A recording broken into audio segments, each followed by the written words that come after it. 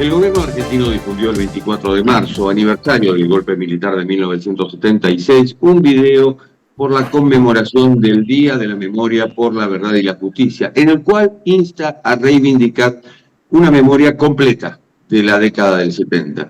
Su narrador, Agustín Laje, cercano al presidente Javier Milei, denuncia que la política de derechos humanos aplicada desde el retorno de la democracia en 1983 ha sido una herramienta de adoctrinamiento que derivó en un modelo de impunidad selectiva. Laje sostiene en el video que a lo largo de los años se llevó a cabo un proceso de destrucción de la verdad histórica con fines partidarios, ideológicos y económicos. En la década del 70, señala, hubo una guerra revolucionaria que reemplaza en la memoria histórica a la teoría de un demonio único. Reproduce palabras, por ejemplo, de Luis Labraña, el exguerrillero que se hizo famoso por revelar que fue el inventor de la cifra de los 30.000 desaparecidos, reivindicada por organizaciones de derechos humanos y partidos políticos como una verdad sin discusión. También remarca que las desapariciones y las ejecuciones comenzaron durante el gobierno constitucional de Juan Domingo Perón. Estamos con el psicólogo e historiador Hugo Besetti, profesor titular consulto de la UBA e investigador principal jubilado del CONICET. Entre otros libros, ha escrito Memoria, Derechos Humanos y Democracia, que apareció en 2023, y sobre la violencia revolucionaria, Memorias y Olvidos. Hugo, bienvenido, buenas tardes. Buenas tardes, muchas gracias por la invitación. Al contrario, es un placer. La polémica continúa. Y así es, sí, y seguramente continuará. En fin, quizás lo importante es tratar de entender que no estamos discutiendo sobre el pasado, digamos así, sino que estamos discutiendo, para usar una expresión de un historiador francés, sobre un pasado que no pasa, digamos. Y por lo tanto, siempre la discusión tiene un marco que enfoca muy directamente con las cuestiones del presente, es decir, en ese sentido, discutir ese pasado, discutir qué sociedad queremos, sobre qué valores sostenemos, qué tipo de gobierno deseamos, ¿no? Qué tipo de derechos defendemos, en fin, todo eso está en la discusión, para no quedarnos en la discusión chica de la rencilla, la pelea, en fin, el enfrentamiento, o lo que ahora se llama la batalla cultural, sobre cuántos desaparecidos o quién fue el más criminal, en fin, me parece que habría que trascender un poco ese nivel un poco mezquino de la discusión. ¿Hubo un intento de manipular el pasado? Hubo un intento de manipular el pasado, sin duda, y en ese sentido, si usted se refiere al periodo anterior, digamos, para decirlo así, a la configuración, el relato y política de memoria del kirchnerismo desde el año 2004 particularmente, seguramente hubo un intento, y lo hubo desde el Estado. El problema es que a eso se responde con otro intento de manipulación, y en todo caso ese es el círculo vicioso en el cual tendríamos que tratar de salir, ¿no? Estamos dando vueltas 49 años después, o muchos años después, sobre lo que ocurrió en las décadas del 60, del 70, y decíamos la cifra, 30.000, el mismo Luis Labraña refuta, dice, bueno, eso yo lo inventé justamente para que cobrara Estado público lo que estaba ocurriendo en Argentina, pero es difícil entender cómo puede ser que a esta altura del partido sigamos discutiendo eso, que quizás sea unanimidad, no importa si fueron 30.000 o menos, pero seguimos discutiéndolo, tenemos ánimo de seguir discutiendo. Bueno, en principio esa cifra siempre fue una cifra discutida y abierta, desde muy tempranamente, ¿no? Incluso, digamos, porque ahora parece que eso se ha convertido en una especie de, digamos, de punto de conflicto dentro de las trincheras que se arman, pero incluso dentro del propio movimiento de los derechos humanos. Emilio Mignone, digamos, para decir alguien, presidente y director del Centro de Estudios Legales y Sociales, decía, no, seguramente no, pero podemos hablar de 30.000 víctimas, es decir, que no incluían todos los desaparecidos. También es discutible, porque en realidad víctimas han sido millones, dado que todos, de un modo u otro, o muchísimos, de un modo u otro, comentando por los exiliados, etcétera, han sufrido la dictadura. Quiero decir, A mí lo que me preocupa más no es tanto esa discusión, que en todo caso es una discusión abierta, y donde sin duda hay una responsabilidad del Estado, y yo diría que incluso hay una responsabilidad de la academia, dado que la universidad tampoco ha dicho, bueno, este es un tema que debe ser investigado y pongamos a los mejores investigadores, historiadores, etcétera. Cosa que sí se hizo en Francia, para poner una comparación a la salida de la Segunda Guerra. En Francia no hay ninguna discusión sobre cuántos judíos fueron trasladados, deportados de Francia a los campos de concentración. Por supuesto, eso no quiere decir que no se discuta, todo se discute, pero la cifra no se discute, porque está perfectamente documentada. Entonces digo, hay una responsabilidad en algo que no se discutió. Pero lo peor es que eso, que yo diría, hasta hace 20 años más o menos, era objeto de discusión y se puede ver, en fin, yo lo he trabajado un poco en mi libro, de pronto se ha convertido en una suerte de dogma que incluso en algún momento se quiso imponer desde el Estado, ¿no? Pero eso ahora, digamos, tiene como el rebote o la respuesta contraria, de que entonces, como es discutible seguramente la cifra de 30.000, toda la investigación sobre la dictadura y el terrorismo de Estado es discutible. No sé si me explico. Entonces, lo más llamativo de este video de Agustín Laje es que muestra una extensa biblioteca, en fin, con una presentación publicitaria. Bueno, en esa biblioteca no están nunca más.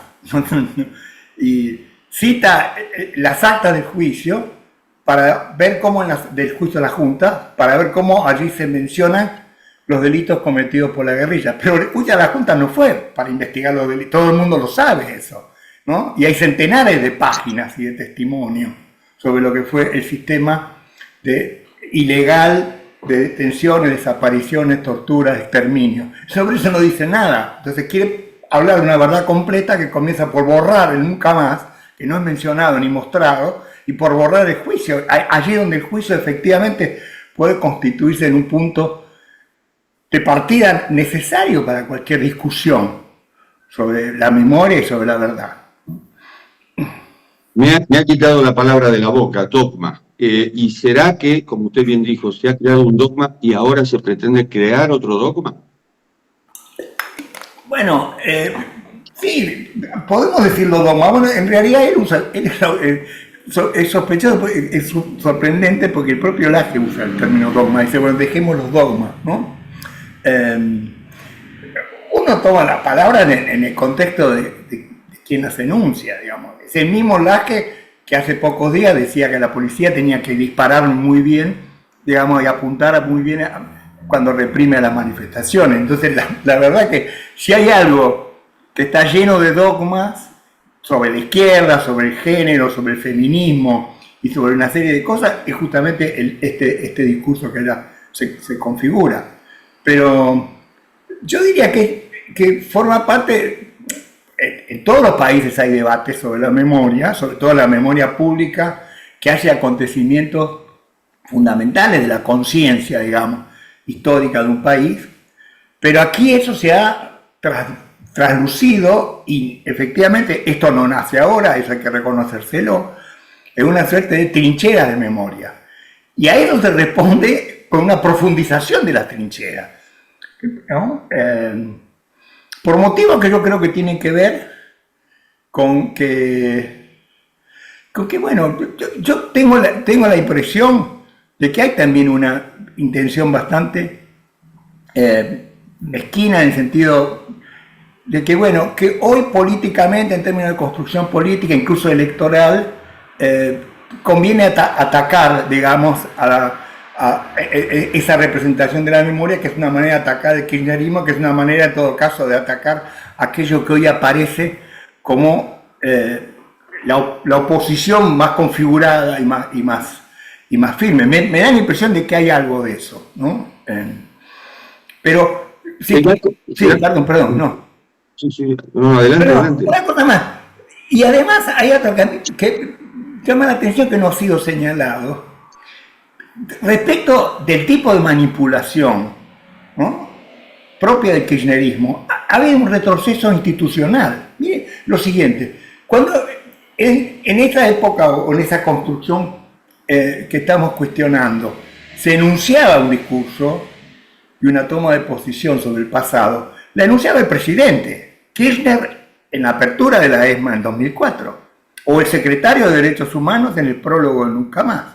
Aquí aparece, no sé cómo llamarlo, influencer, intelectual, autodidacta, él mismo se presenta como un autodidacta que no se sabe qué formación tiene, hablar en nombre del gobierno. Imagínense que mañana una persona equivalente viniera a anunciar la posición del gobierno sobre, no sé qué, el acuerdo con el FMI. Nadie lo tomaría muy en serio. Nadie diría, bueno, pero ¿por qué no hay una autoridad que desde el Estado, ¿no?, se hace cargo y responsable de lo que dice? Esto es muy llamativo en términos de esta confusión entre lo privado, lo público, lo estatal, ¿no?, lo paraestatal, que también surgió muy claramente en torno a toda esta estafa de las criptomonedas, ¿no? Entonces, ¿quién es Laje? ¿Qué responsabilidad estatal tiene, ¿no? ¿Por qué darle a él ese lugar de enunciador de una política y de una idea pública sobre el pasado, con temas tan trascendentes que se vienen discutiendo desde hace 40 años, ¿no? Bueno, últimamente se da que si el presidente retuitea a un influencer o quien fuere, es más o menos la palabra oficial, es decir, es la palabra del mandatario en este caso. Ahora me pregunto, Laje habla de un negocio del setentismo por las reparaciones, las indemnizaciones. ¿Usted cree que hubo o hay algo así? Hubo aprovechamiento, sin duda. Hubo aprovechamiento. Esto se discutió también, quiero decir, muchos de nosotros.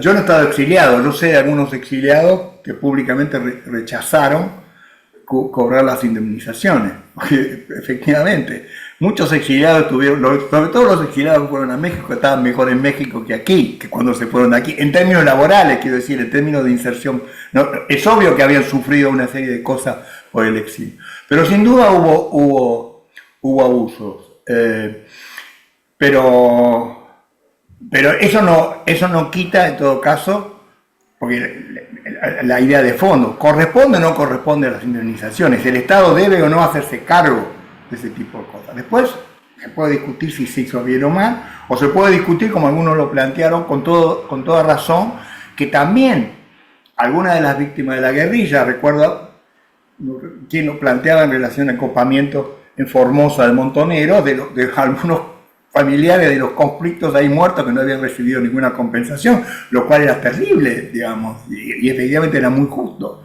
Ahí hay un elemento en lo que plantea Laje, que efectivamente tiene un cierto núcleo de verdad. Mire, Freud decía, hasta en el delirio hay que encontrar el núcleo de verdad, en la conspiración paranoica hay que encontrar el núcleo de verdad. Entonces, efectivamente, cuando él dice las víctimas del terrorismo no recibieron el reconocimiento que debían, la historia no ha sido suficientemente contada. En parte no es así porque en la investigación académica todo eso está, pero es cierto que en la historia pública, en el uso público de la historia, eso no ha estado tanto. Ahora, sobre eso se monta, digamos, una operación que intenta poner en el foco, digamos así, los delitos y los crímenes de la guerrilla, y al mismo tiempo disimular el marco en el que eso se daba, ¿no? Esa presentación no dice nada sobre las Fuerzas Armadas, no dice nada sobre el modo como unas Fuerzas Armadas profesionales pudieron convertirse realmente en una organización criminal sistemática. Digamos, ¿cómo se forma eso? No es tan sencillo. Y eso se sabe que fue formado a partir de instructores, algunos franceses, otros norteamericanos, que comenzaron desde los años 60. Toda la idea de la lucha contrarrevolucionaria, porque ahí se habla de la guerra revolucionaria, y es cierto todo lo que se dice sobre el modo como los guerrilleros o digamos, las organizaciones pensaban su acción. Lo que no se dice es que había, digamos, equivalentemente toda una doctrina en torno a la guerra contrarrevolucionaria. Entonces, un dato que me parece, sí, perdón. que me parece interesante poner de relieve, y es que en realidad la persecución, digamos, las desapariciones y demás comenzaron durante el gobierno constitucional previo a la Junta Militar. Y hablamos básicamente de la AAA, es decir, de aquellos crímenes cometidos por la AAA desde la derecha, también por supuesto de Lervis Montoneros por la izquierda. El gobierno reflota el caso del capitán Viola en Tucumán y habla de crimen de lesa humanidad. El crimen de lesa humanidad en realidad debe ser cometido por el Estado, y en ese caso fue una organización guerrillera. Hay una gran confusión, me parece, creo yo, a ver si coincidimos, sobre las autorías de estos crímenes. En primer lugar, hay que decir, porque eso también forma parte de una historia que se omite, yo creo que deliberadamente, que si no hay guerrilleros presos es porque el presidente Menem dictó un indulto. Si no, no sé si llegarían hasta ahora, porque pasaron muchos años, pero por lo menos hubieran quedado unos cuantos años presos, firmemente entre ellos, ¿no? Por lo tanto, el presidente Menem, elogiado por Milei como el mejor presidente de la historia, o por lo menos de la democracia, no sé cómo lo planteó, es responsable de que el juzgamiento de los líderes guerrilleros, que además se procesó y se llegó a encarcelar a algunos.